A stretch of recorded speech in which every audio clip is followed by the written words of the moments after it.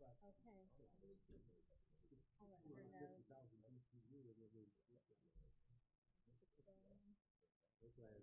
So you have a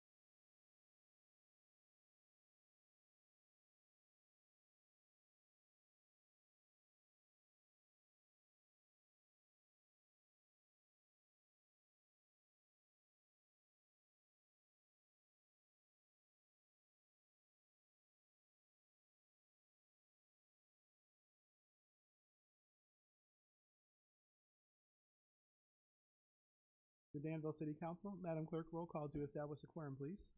Mayor Ricky Williams Jr., Present. Vice Mayor Eva Ludwig, Present. Alderman Ed Butler, Carolyn DeToy, Present. James Bouchard, Present. Tom Hightower, Here. Barry Johnson, Present. Mike O'Kane, Here. Mike Poor, Present. Rick Streebing, Here. Sherry Pickering, Here. Trisha Teague, Present. Jaleel Jones, Here. Doug Arns, John Cooper, Here. 13 present. Let the record reflect that we do have 13 present. At this time, I'd like to invite forward Pastor Ryan Harris from Hope Unlimited Church to give the invocation, followed by the Pledge of Allegiance led by Alderman Jones. Please rise.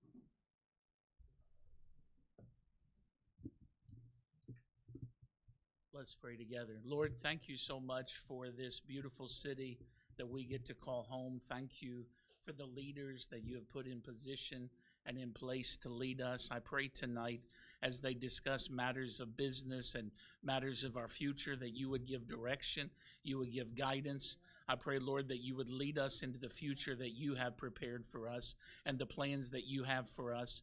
And I pray your blessing on our city and your favor over our city. And because I know that you're going to do it, I go ahead and thank you for it in Jesus' name. Amen.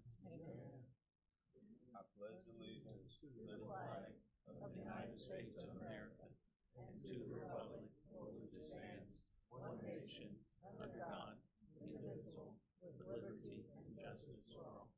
Thank you. Pastor Harris, if you'd like to give us an update about things going on that have occurred recently or that are coming up, we'd be happy to hear from you. Awesome. I just wanted to take just a minute to let you know, in case you're not aware of, we have a ministry in our church called Freedom Ministry. It is not unlike Celebrate Recovery or Rescue RU that happens in Tilton, but it goes a little further. On Monday evenings, they meet, they serve a meal, and a decent amount of our attendees are homeless folks.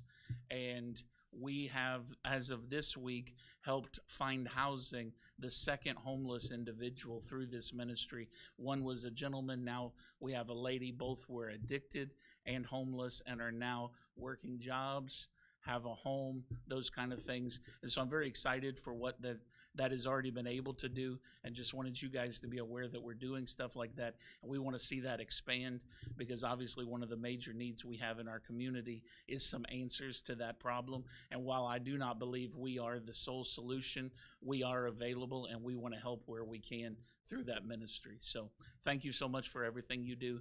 Thank you for letting me be here tonight. Thank you. We appreciate everything y'all do for the community. You're welcome. Thank you.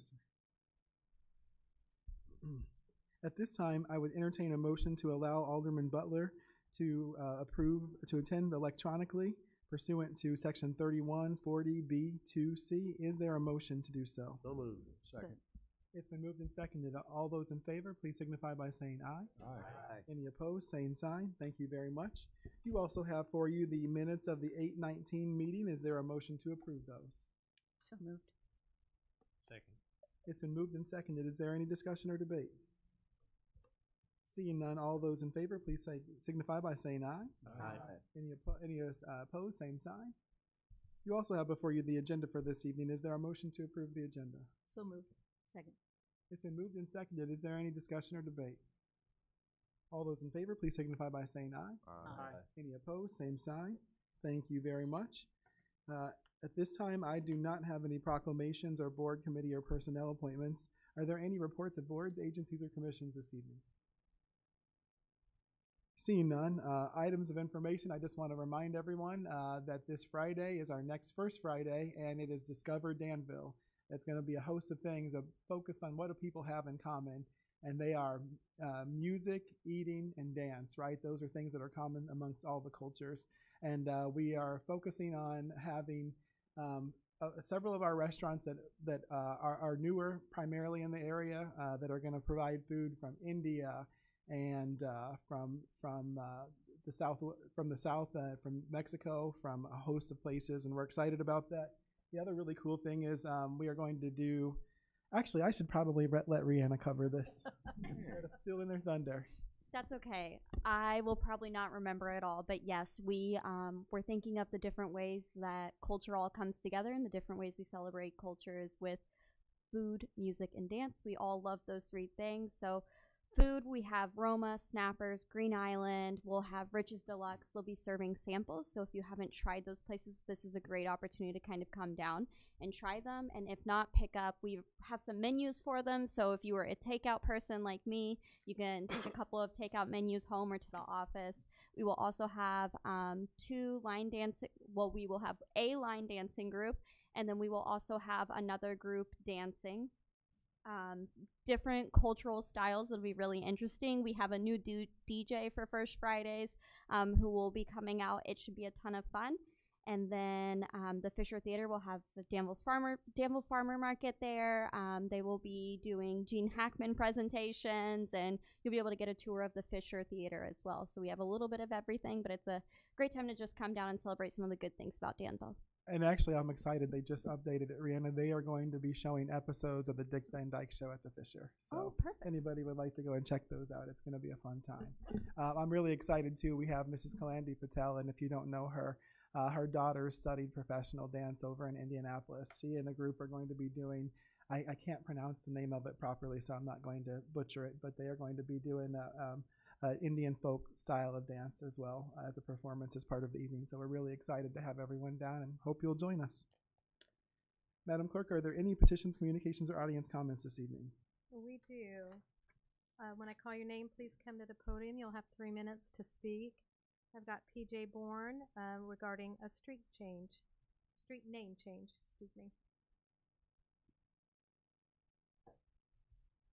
Yes, my name is PJ, and I was just thinking, and I want to share this with the mayor if he would consider this.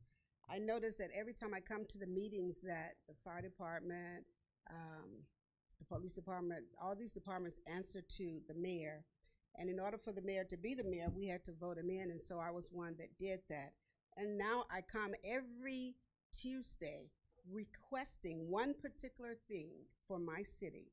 And I believe because I'm in Stenner, I don't have any DUIs, I don't break the law, I don't run any stop signs, I don't hide my hands. What you see is what you get. And I think that alone allows me the opportunity to make my request known because I am a good citizen. Why I have not gotten a good answer, or why I don't think the mayor has allowed or even override, and I think you can override some of the things that have been said to allow the street to be changed. So I asked the question, Mayor, is there anything you can do, seeing that I am a very good citizen? You have nothing bad on me whatsoever. You cannot look on any public record and find where I've done anything against the law. You don't find any DUIs. You don't find where I run the stop sign. You don't find where I do drugs. Nothing of that nature. All you see is good. Why can you not make a statement clear enough where I can get my street changed? Seeing that I'm the only one on that street, I'm not going to move from that street. My address doesn't affect anyone else's address. It's just mine. So I want to ask you, as our mayor, the mayor that I have voted in, what will you do to help me get my street changed? When will you answer me? I'll be happy to speak with you about that. Okay. I look forward to that. Thank you. I'll be happy to speak with you again. Yes, ma'am. That's all I have. Anyone else wish to address the council this evening? All right, we do not have any zoning petitions this evening. However, we do have the payrolls of August 22nd and 29th, 2025. Is there a motion to approve those? So moved. Second. It's been moved and seconded. Is there any discussion or debate? Seeing none, roll call vote, please. Alderman DeToy, Yes. Kushard, Yes. Hightower, Yes. Johnson, Yes. O'Kane, Yes. Poor, Yes. Streebing, Yes. Pickering, Yes. Teague, Yes. Ludwig, Yes. Jones, Yes. Cooper, Yes. Butler, Yes. 13 yes. 13 yes, the motion carries. You also have before you the vouchers payable of August 26th and August 29th, as well as a special run from September 2nd, 2025. Is there a motion to approve those? So moved. Second. It's been moved and seconded. Is there any discussion or debate? Yes, Alderman Teague. I'm just curious why for the special run, why is it listed 4 times, especially since especially since the general ledger account number is the same, but I just realized it's one of the middle numbers that's different. Okay. That represents the grant year. So there was a penny for each year. Because the original PO covered the 4 different grant years, every time they have an invoice, we have to hit every account that was listed on the PO. So even though the majority of it came out of 23, because the PO was open for all of those grant years, we have to touch all of them Okay. every time we invoice. Okay. Thank you. Any further questions, Alderman? No, that was it. Thank you. Any additional questions? Roll call vote, please. Alderman Pouchard, Yes. Hightower, Yes. Johnson, Yes. O'Kane, Yes. Poor, Yes. Streebing, Yes. Pickering, Yes. Teague, Yes. Ludwig, Yes. Jones, Yes. Cooper, Yes. Butler, DeToy, Yes. 13 yes. 13 yes, the motion carries. And just a side note, if I may take a personal privilege, I apologize. I wanted to congratulate Alderman DeToy, formerly Alderman Wands, and Mr. DeToy on their wedding. They were married since we were last together, so congratulations to you both.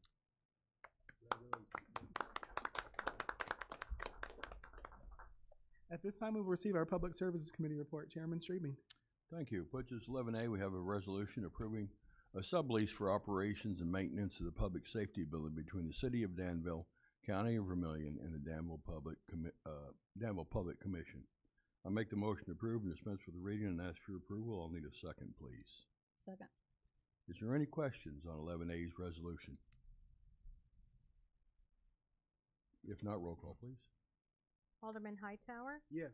Johnson, Yes. O'Kane, Yes. Poor, Yes. Streebing, Yes. Pickering, Yes. Teague, Yes. Ludwig, Yes. Jones, Yes. Cooper, Yes. Butler, DeToy, Yes. Pouchard, Yes. 13 yes. 13 yes, thank you. The motion carries. Puts us 11B. We have a resolution authorizing a 3-year agreement with Kaseya for networking equipment purchases. Make the motion to approve and dispense with the reading and ask for approval. I'll need a second, please. Second. Is there any questions on 11B's resolution? Not roll call, please. Alderman Johnson, Yes. O'Kane, Yes. Poor, Yes. Streebing, Yes. Pickering, Yes. Teague, Yes. Ludwig, Yes. Jones, Yes. Cooper, Yes. Butler, DeToy, Yes. Pouchard, Yes. Hightower, Yes. 13 yes. 13 yes, thank you. The motion carries. Push us to 11C. We have an ordinance amending the Danville City Code of Ordinance, Section 103.1, public nuisance pertaining to towing and impounding vehicles that are used in the commission or conjunction of an offense. Make the motion to approve and dispense with the reading and ask for approval. I'll need a second, please. Second. Is there any questions on 11C's ordinance? Yes, Ms. Teague? I have a couple of questions for Chief Yates. So, one question, and I don't think I got a chance. I don't think I asked this last week. Because the language says the driver or any other person in possession of a motor vehicle. So, could this be interpreted as, or am I understanding correctly, that if a passenger committed a violation, I guess as it relates to retail theft, because I don't see a passenger driving recklessly. So if a passenger committed a violation as related to retail theft, could the car be towed? Only if the driver of the vehicle was involved in abetting the offense. So if the driver was unaware of it, then it would not be subject to tow. If the driver was part of it and involved, say if security cameras showed that the driver was a lookout while the passenger was the person that actually took the items, then that person could be subject to tow. But if there's no evidence of that, it would only be for the passenger, and the passenger would not dictate for the driver of the vehicle. It's only for the person that's in control of the vehicle that committed the offense. Okay. And then one of the other questions that I had was, I guess, as it relates to, I guess it's not really a question, it's more of a comment. I've thought about, oh, actually, take that back. I did have a question. There was news coverage that stated and it may have been misattributed to you or may have been misinterpreted, but it was attributed to you, which was that the fines associated with this could be used to make the retailer whole. Is that the case or no? Not on the PNT, only on the ordinance violation or the criminal offense if it was taken to the state. So Okay. a judge could order restitution in a state charge, or a hearing officer could order restitution in a city ordinance case. The public nuisance tow would not, and that was probably a Misunderstanding. Okay. And the reason why I asked is because I know we had lengthy conversation during the meeting last week, but I didn't remember hearing that. So I wanted to make sure I got clarity on that. As I stated last week, you know, my concern is that a person could commit a misdemeanor and be subject to a car being towed. Now, based on your answer to the question, because the other thing I brought up last week was, well, if a kid stole a pack of gum, which technically would be a misdemeanor, then the parent's car could be towed. And even though it doesn't say that that could be the case, it also doesn't leave it as if it couldn't be the case. And my biggest concern is that if we put this in ordinance, there could become a day when you're not the chief of police and someone else might decide, well, we want to be much more punitive in our approach. And so I am definitely for doing whatever we can to deter retail theft. And I think that there are definitely things that we should be doing. My concern is that it's broad in its language, and therefore, because it's broad in its language, it could be used or potentially abused at some point in the future, because ordinances outlive the people who voted for them, and they outlive the people who had very specific intent for them. So one of the things that I thought about was how the language could potentially be changed to match our intent and not be so broad.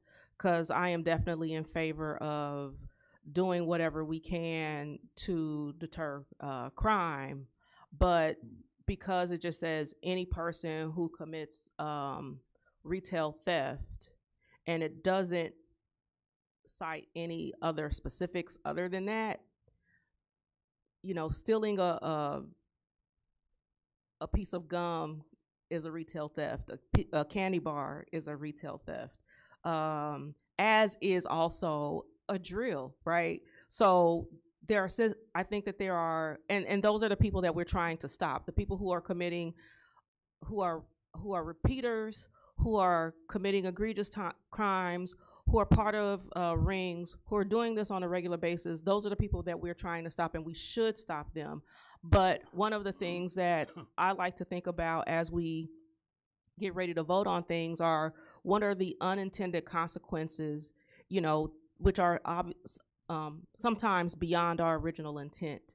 And based on the conversation in last week's meeting, it seemed to me like our intent was, you know, we want to stop these theft rings. We want to stop these repeat offenders. We want to stop people who are coming to town and hitting up all of our hardware stores or hitting up a number of places and, you know, doing harm to our local economy.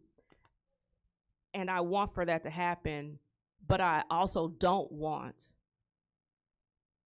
some 10-year-old or 7-year-old or someone with mental impairment to get in trouble for something, and some other person who was in a position of authority decides that they want to just crack down on everything and use them as an example. I don't want to leave the door open for that to happen at some point in the future.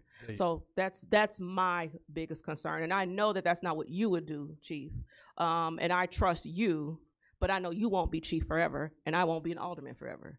So, but they that 7-year-old or 9-year-old, they'd have to be in control of the vehicle in order for it to get towed. And if a 7 or 9-year-old was in control of the vehicle, it'd be towed anyway. on that stance. So the elements are, it's got to be used in the commission of the crime, meaning it made it possible. The person who is committing the crime used the vehicle as a tool, and it facilitated their ability to commit the crime. And then they were in control of that vehicle when they left that location. And I understand and then also it requires a hearing officer. So there's several different checks that stops abuses, okay? One, with that language, it eliminates the abuse for a child, because unless the parent was having them steal a bunch of stuff and they were part of it, and you'd have to articulate that to a hearing officer as to why the person in control of the vehicle was actually the mastermind of the theft. So it would be very unlikely that would even be a area where it could be abused. And if it was abused, you would have the hearing officer also that would have to be a part of that abuse over a candy bar, which it's not going to happen. The likelihood of that is different. It's very improbable, if at all possible. Now, we got to remember that it's the act of the offense, and we've got to be really careful when where we draw the line. If we say thefts that are even a 9-year-old or a 10-year-old they cannot even be cited with a city ordinance, nor can they be found culpable in today's courts of a crime such as that. That's usually there's a different method of correction on that. So that wouldn't enter the criminal courts nor the ordinance city courts, because they're not of age at that point. An adult that steals, and you look at risk versus reward. If we're not talking about candy bars, and on stuff like that, I don't even know how that goes about. But we can't do anything that even gives the slightest hint that we condone like a crime that's a crime, but is a crime because of the dollar amount. It's the act of the theft in itself, done by an adult who is in control of the vehicle, and then you bring about that consideration of risk versus reward. Okay, they may never pay that city fine, okay, for stealing whatever it is, whether it's a felony amount or a misdemeanor amount, because that's got to be, that's a very difficult process. But they will, if they want their car back, to pay to get that out of impound. And then they have to look at, I'd like to just think that, you know what, people that come in and steal from our businesses, our small businesses, we look at a $300, just under $300 theft from a local business. And you ask that business, well, why don't you have like more part-time employees? But a loss of $300 from a small business, that's 2 part-time employees making $18.75 an hour for 8 hours a day, or 4 employees working part-time at $18.75 an hour. So the impact on that, or it could be one person making almost $38 an hour for 8 hours a day. So, which is, anywhere from a $39,000 a year salary for, $18.75 an hour, or if you double that, it's over $70,000 if it's a manager's position. But we've seen a lot of small businesses go under because of small shoplifting offenses. A lot of the local drugstores, one in particular, they announced it clearly. Due to leakage, we cannot keep our doors open. And was that done 1,000 times for, a day at, 75 cents? I doubt it. It was most likely thefts of between $30 and $100 a day, but multiple times a day. It adds up. And I think that we need to send a very clear message that if you're going to do that, you're not going to do it here. If you do it here, you may be walking back to where you came from because you're not going to have a car if you use that as a tool. For the point of clarity, are you saying that a hearing officer has to sign off on it before the car is impounded, or is that? No, on the fine. So there's a appeal process for every public nuisance tow, which has to go in front of legal, and I think legal could advise that process as well. There's a 72-hour appeal process. So if you think your vehicle was towed under public nuisance tow, even the ones that we have under the books, you can appeal that within a certain amount of time and get that waived if it was unjust or if it was improperly used. So therefore, yes, there is another level or mechanism that prevents that from happening. And it's just, like I said, it's a lot of businesses suffer greatly, and I think that we need to support our local businesses and our small businesses and say enough's enough. Candy bar or whatever it is, power tool, if it's under $300, it's not going to be an easy dig. No, I completely agree with that. As a business owner myself, I completely agree with the fact that we need to support our local businesses. I actually did a somewhat informal, thank you, survey of small businesses downtown to ask them about this specifically. Mm-hmm. I asked them, are you having problems with theft? And the two that I heard back from said those were not their biggest problem, that their biggest problem was actually safety concerns, not theft. And both of the businesses that I heard back from are located downtown. And so and there were situations that I had heard of even prior to this coming up as related to safety downtown, which they deem to be a much bigger problem than the retail theft concerns.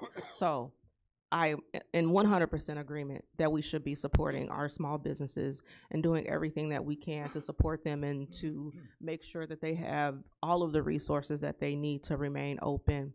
And I think someone mentioned to me, although I don't remember who, and I don't remember if it happened during the meeting or after the meeting, one business specifically by name. And so I reached out indirectly to the owner of that business to find out what the concerns were. And I also talked to the DDI director today asking about concerns from all of the businesses downtown. And what she had said, and then what was also then reiterated to me from her conversations with some of those business owners, and then with my conversations with some of those business owners, is that for them specifically, retail theft wasn't specific issue that they were having, except for maybe around the holidays. Every now and then there are people who are grabbing very inexpensive trinkets to then try to return back or get refunds for, or things like that, and not the high dollar value types of things. So I can respect the desire to do more to help them and to want to help them, and I most certainly do. The informal data that I have does not support the need for escalation on this from them. That doesn't necessarily, now again, it was not a very large sample size because it was a handful of people. It was also not all encompassing, and it also doesn't represent some of our larger retailers where I imagine that theirs is probably a bigger problem, right? We know, for example, and I think it came up, it might have been after the meeting, that one of the drugstores that used to be on the corner of Bowman and Main, that was cited as one of the reasons that it closed. That is a well-known situation, and obviously it does need to be addressed. And I think for a situation like theirs, it definitely makes sense. but you know, again, there is the unintended consequence of what could happen here, and that is the thing that I'm concerned about. So that's the information that I have to take into consideration as I decide how I want to vote on this. And if it had some more precise language, I would feel more comfortable with voting in the affirmative for it. Right now, I'm not very comfortable with it, and that's just my personal opinion. Okay, thank you. Is there any other questions on 11C's ordinance? Yes, I have a question, Brother Chair. Yes, Mr. Butler, go ahead. Yes, I have some concern about the penalties, 103.08, and I have some concern or want to get some more emphasis on the $300. Is this something new that we're going to charge them $300, or was that $300 a long time ago, or is this just add on? Chief, you want to answer that, please? Actually, it started out at $300 and it graduated up after every offense. So the first time you had your vehicle towed under a nuisance violation, it was $300. Then it went up the second time, and up the third time, and up the fourth time, to where you're up to about $1,000. We didn't see that as being logical due to you didn't want to get it to be where it's more than the vehicle. So we changed it to where it's just $300 each time. So the penalty has actually gone down. Is that the administrative fee within the city, or who does that concern? Yes, Mr. But. Council, or is this the police department, or? It would be the police department would issue the public nuisance tow or perform it. It could be appealed through city legal and go in front of a hearing officer if requested. And Alderman Butler, Mayor Williams here, this is not something that is being a proposed change. This is something that what you're asking about is an existing part of the ordinance. That's already a part of the ordinance currently. The portions that are looking to be changed are in red. They are on your pad. So under 103 point. Oh goodness, sir. Yes, sir. Yeah, I just have the issue about it. It seems like that person will never ever get a vehicle back. But that $300, then we got court fee, phone fee, storage fee, and it seems like we don't want the person ever get a vehicle back for all these fees. They could avoid that by not committing the theft. And that's the only. That $300 there that might go to the stores that they stole the product from. So if we start trying to help out the stores, that we would start talking about helping the stores, and it's going to be up to $3,000 to $1,000. But that $300 there can go to the stores because we're already getting paid to do paperwork. And that's all the reservation. Okay, thank you, Alderman Butler. Anybody else have anything? All right, let's vote on 11C's ordinance, please. Alderman O'Kane? Yes. Poor? Yes. Streebing? Yes. Pickering? Yes. Teague?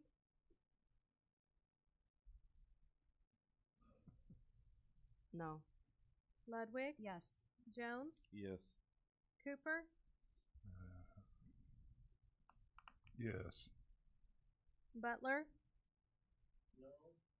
DeToy? Yes. Pashard? Yes. Hightower? Yes. Johnson? Yes.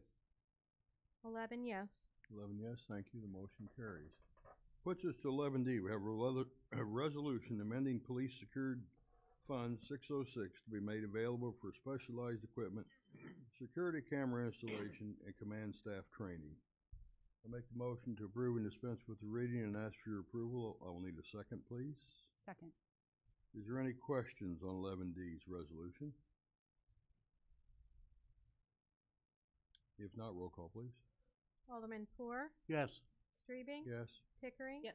Teague, Yes. Ludwig, Yes. Jones, Yes. Cooper, Yes. Butler, DeToy, Yes. Pashard, Yes. Hightower, Yes. Johnson, Yes. O'Kane, Yes. 13 yes. 13 yes, the motion carries. Push us 11E. We have a resolution approving a memorandum of understanding between the Danville Police Department, Chris Healthy and Aging, and collaborative partners. I make the motion to approve and dispense with the reading and ask for your approval. I'll need a second, please. Second. Is there any questions on 11E's resolution? If not, roll call, please. Alderman Pickering, Yes. Teague, Yes. Ludwig, Yes. Jones, Yes. Cooper, Yes. Butler, DeToy, Yes. Pashard, Yes. Hightower, Yes. Johnson, Yes. O'Kane, Yes. Poor, Yes. Streebing, Yes. 13 yes. 13 yes, thank you. The motion carries. Push us 11F. We have a resolution authorizing the disposal of 2 unused police department vehicles. I'll make the motion to approve and dispense with the reading and ask for your approval. I'll need a second, please. Second. Is there any questions on item 11F's resolution? If not, roll call, please. Alderman Teague, Yes. Ludwig, Yes. Jones, Yes. Cooper, Yes. Butler, DeToy, Yes. Pashard, Yes. Hightower, Yes. Johnson, Yes. O'Kane, Yes. Poor, Yes. Streebing, Yes. Pickering, Yes. 13 yes. 13 yes, thank you. The motion carries. Puts us 11G. We have a resolution accepting an award from the Office of the Illinois Attorney General, OIAG. I make the motion to approve and dispense with the reading and ask for your approval. I'll need a second, please. Second. Is there any questions on 11G's resolution? Yes, Ms. Teague? The letter says the funding covers 1-year subscriptions. What is the subscription to? I believe it's for the cameras. That's what it would be. We're actually working with them right now, the grant manager, because there was 2 clauses on it: 1-year subscription or 1-year or purchase. Okay, the original amount of the grant was reduced. We got to find out which part of it was reduced. If it's a subscription, and it's not feasible for us to maintain or sustainable later on, most likely I'll send the grant back. So because I don't want to. What was it? It was, I can't remember the full amount of it. It was like 32. That was somewhere around $30,000. $30,000 a lot to grab from a budget that you're running pretty lean on anyway. And if we're forced to not use it as a capital purchase to where there would not be reoccurring fees, we will probably not use it and turn it back. Okay. I would say that's certain.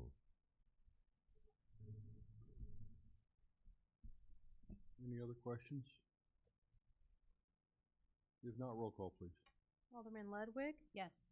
Jones, Yes. Cooper, Yes. Butler, DeToy, Yes. Pashard, Yes. Hightower, Yes. Johnson, Yes. O'Kane, Yes. Poor, Yes. Streebing, Yes. Pickering, Yes. Teague, yes. 13 yes. 13 yes, thank you. The motion carries. Item 11H, accept and place on file the treasurer's report. I'll need a motion and a second, please, to accept and place on file. So second. You got a motion and a second. Any questions for the treasurer? What was the dates on those again? Could you tell us?